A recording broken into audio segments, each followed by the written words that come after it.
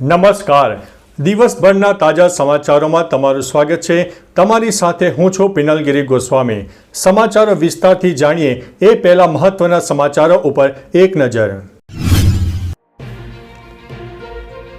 મિત્રો, આજની વિડીયોમાં સૌપ્રથમ વાત કરીશું બંગાળની ખાડીમાં ઉદ્ભવેલા વાવાઝોડાને કારણે ભયંકર તબાહીના દ્રશ્યો પણ સામે આવી રહ્યા છે.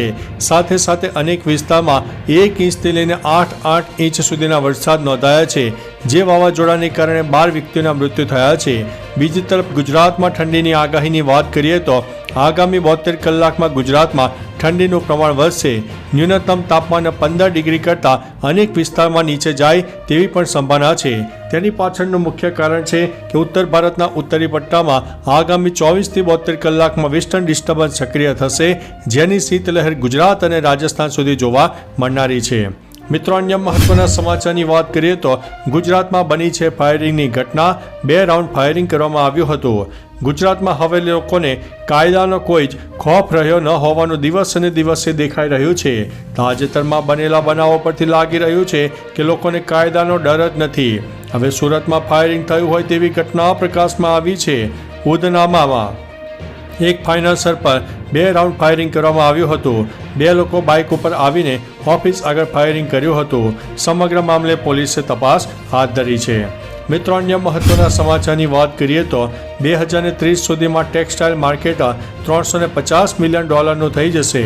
કેન્દ્રીય ટેક્સટાઇલ મંત્રી ગિરિરાજસિંહ સુરતની મુલાકાત દરમિયાન કહ્યું છે કે 2030 સુધીમાં ટેક્સટાઇલ માર્કેટ $350 મિલિયન થઈ જશે. તેઓએ કહ્યું છે કે સુરત માત્ર ગુજરાતમાં જ નહીં પરંતુ આખા દેશમાં કાપડના શહેર તરીકે પ્રખ્યાત છે, જે આખા વિશ્વમાં સુરતની અલગ ઓળખ છે. કેન્દ્રીય ટેક્સટાઇલ મંત્રીએ આપેલી માહિતી અનુસાર ટેક્સટાઇલના વેપારીઓ સાથે બેઠકનું આયોજન કરવામાં આવ્યું હતું. મિત્રો, અન્ય મહત્વના સમાચારની વાત કરીએ તો 1 ડિસેમ્બરથી બદલાશે મોટા 4 નિયમો. એલપીજી ગેસ સિલિન્ડરના ભાવ બદલાઈ શકે છે. કોમર્શિયલ ગેસ સિલિન્ડરથી લઈને ઘરેલું ગેસ સિલિન્ડરના ભાવમાં ફેરફાર થઈ શકે છે. એસબીઆઈ ક્રેડિટ કાર્ડના નિયમમાં ફેરફાર થઈ શકે છે. ડિસેમ્બરમાં અનેક દિવસ બેંકોમાં રજા રહેશે, જલ્દીથી કામ પતાવી લો. ટેલિકોમ રેગ્યુલેટરી એટલે કે ટાઈએ સ્કેમ અને ફિશિંગને રોકવા ઓટીપી નિયમ બદલશે. મિત્રો, અન્ય મહત્વના સમાચારની વાત કરીએ તો નલિયા અને વડોદરા ઠંડુગાર, લોકો ઠૂંઠવાયા છે. ઠંડીનો ચમકારો રાજ્યમાં વધ્યો. નલિયા અને વડોદરા રાજ્યના ઠંડા શહેર બની ગયા. પવનની દિશા બદલાતા ઠંડીનો ચમકારો ઝડપથી વધી ગયો. નલિયા અને વડોદરામાં 13 ડિગ્રી ન્યૂનતમ તાપમાન જોવા મળ્યું. રાજકોટમાં 15, ડીસામાં 15.2, ગાંધીનગરમાં 15.2, અમદાવાદમાં 16.01, સુરતમાં 18 અને વેરાવળમાં 19.04 ડિગ્રી તાપમાન નોંધાયું છે. મિત્રો, અન્ય મહત્વના સમાચારની વાત કરીએ તો પંચમહાલમાંથી નકલી પોલીસ જવાનનો પર્દાફાશ થયો છે. નકલી ઘણા સમયથી ચાલતું આવે છે. બજારમાં પોતાની ઓળખ ઊભી કરવા માટે લોકો એટલી હદ વટાવી દે છે કે પોતે શું કરે છે તે ભૂલી જાય છે. જ્યારે તે પકડાઈ જાય છે ત્યારે જોવા જેવી થાય છે. હવે પંચમહાલમાંથી એક નકલી પોલીસ જવાનને ઝડપી પાડવામાં અસલી પોલીસને સફળતા સાંપડી છે. નકલી પોલીસ પાસેથી 2 બાઇક જપ્ત કરાયા છે. પોતે પોલીસ હોવાનું કહીને બાઇક લઈને ફરાર થઈ ગયો છે. મિત્રો, અન્ય મહત્વના સમાચારની વાત કરીએ તો બીઝેડ કૌભાંડના એજન્ટની કરતૂતનો પર્દાફાશ થયો છે. રાજ્યમાં બીઝેડ પહોંચી કૌભાંડથી ચકચાર મચી ગયો છે. બીઝેડ કરોડોના કૌભાંડના મુખ્ય એજન્ટ મયુર દરજીનો એક વિડીયો સામે આવ્યો છે. વિડીયોમાં આ એજન્ટ કારમાં બેસીને લાખો ડોલર ગણતો જોવા મળે છે.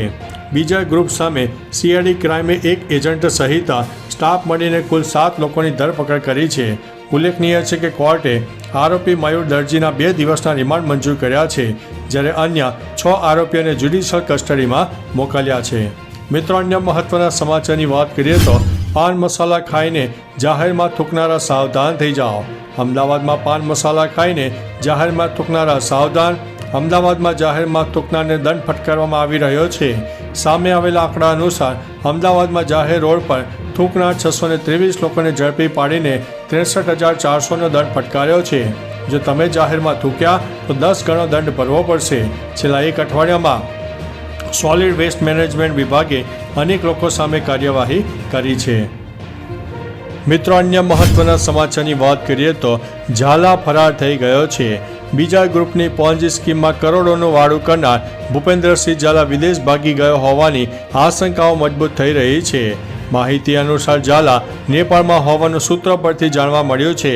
આ પહેલા વિદેશ ફરવાના શોખીન ઝાલા થાઈલેન્ડ, પટાયા, સિંગાપુર પ્રવાસ કરી ચૂક્યો છે. વિદેશમાં પણ તેણે પ્રોપર્ટી વસાવી હોવાનું સામે આવ્યું છે.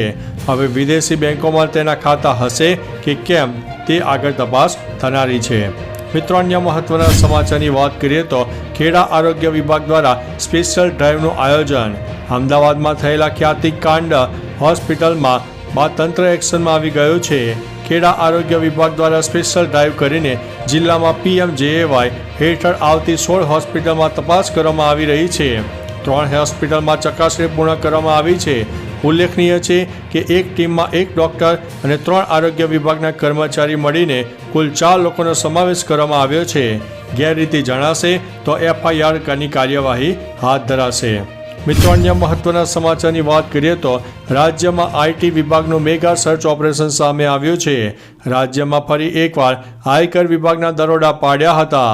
મહેસાણાના નામાંકિત રાધે ગ્રુપને ત્યાં IT વિભાગે દરોડા પાડીને તપાસ હાથ ધરી છે. આયકર વિભાગ રાધે ગ્રુપ સંબંધમાં મહેસાણા, અમદાવાદ અને મોરબીના સ્થળો પર સર્ચ ઓપરેશન હાથ ધર્યું છે. આ ઉપરાંત રાજકોટ જિલ્લાના એક રાજકારણીના જમાઈને ત્યાં પણ દરોડા પાડવામાં આવ્યા છે. મોરબીના 2 સિરામિક ઉદ્યોગકારોનું પણ રાધે ગ્રુપ સાથે કનેક્શન હોય ત્યાં પણ તપાસ ચાલી રહી છે. મિત્રો, અન્ય મહત્વના સમાચારની વાત કરીએ તો હોલમાર્ક વગરના દાગીના વેચના વેપારી સામે BISની તવાઈ. રાજકોટમાં હોલમાર્ક વગરના દાગીના સામે તવાઈ હાથ ધરવામાં આવી છે. હોલમાર્ક વગરના દાગીના વેચના વેપારી સામે BIS દ્વારા તપાસ કરવામાં આવી રહી છે. આ દરમિયાન ટીમે મનુભાઈ જ્વેલર્સમાંથી 72 ગ્રામ સોનું સીઝ કર્યું છે. પ્રાઇમ ઇમ્પેક્ટ અને કબીર મેટલમાં પણ અધિકારીની ટીમે તપાસ હાથ ધરી હતી. BISની ટીમને બાતમી મળી હતી કે રાજકોટમાં કેટલાક વેપારીઓ હોલમાર્ક વગર સોનું વેચી નાખે છે. મિત્રો, અન્ય મહત્વના સમાચારની વાત કરીએ તો ભુવનેશ્વરમાં સેન્ડ આર્ટિસ્ટે PM મોદીની આકૃતિ બનાવી છે. વડાપ્રધાન નરેન્દ્ર મોદીની ભુવનેશ્વર ખાતે મુલાકાતને લઈને ભાજપના કાર્યકર્તાઓની સાથે જનતામાં પણ ઉત્સાહનો માહોલ જોવા મળી રહ્યો છે. સેન્ડ આર્ટિસ્ટ સુદર્નાસ પટનાયકે PM મોદીના સન્માનમાં એક વિશાળ આકૃતિ બનાવી છે. રેતી કલાકાર સુદર્શન પટનાયકે વડાપ્રધાન મોદીને આવકારવા માટે પૂરી બીચ ઉપર સુંદર રેતીની કલા તૈયાર કરી હતી. PM મોદીના ઓડિશા પ્રવાસ પહેલા આ વાત કરવામાં આવી છે. તો ચાલો મિત્રો, ફરીથી દેશ અને દુનિયાના સુપરફાસ્ટ સમાચાર લઈને મળતા રહીશો. ત્યાં સુધી અમને રજા આપશો. નમસ્તે.